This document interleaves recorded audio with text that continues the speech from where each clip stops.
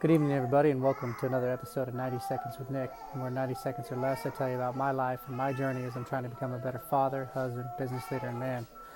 Today challenged me on all four of those fronts. Behind me is a heart monitor as I stand in chalk, and I look over my 3-week-old son who's being monitored here and was admitted today after recommendation from our pediatrician.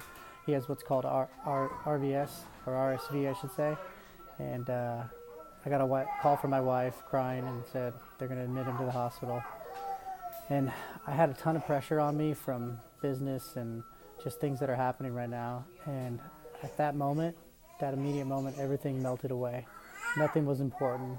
The only thing that was important was getting to my wife as quickly as possible, getting my son here to the hospital as quickly as possible, and making sure that my daughter had care for the evening. And, it just really snapped things into perspective for me about priorities and what really is important in life.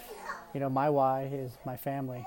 And that way, when something happens, I don't have to question myself. I don't have to question myself at all, ever, what I'm doing, because I know that deep down inside my why is this little man right here, my wife that sleeps at his bedside, and my daughter that's home.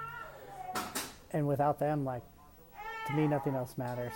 And so I challenge you today to think about perspective and think about priorities and where your priorities lie. And as I stand here, you can hear other kids crying and families' lives that are interrupted.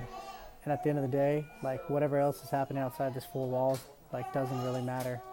The only thing that matters to me is getting him home safe and reuniting my family. So today, I come to you with a heavy heart, but also one that's full with gratitude for these great doctors here and the fact that he's expected to make a full recovery. So I love you guys, love the ones you're with, and tell them you love them every day because tomorrow's not guaranteed. Hope you enjoy this episode of 90 Seconds with Nick.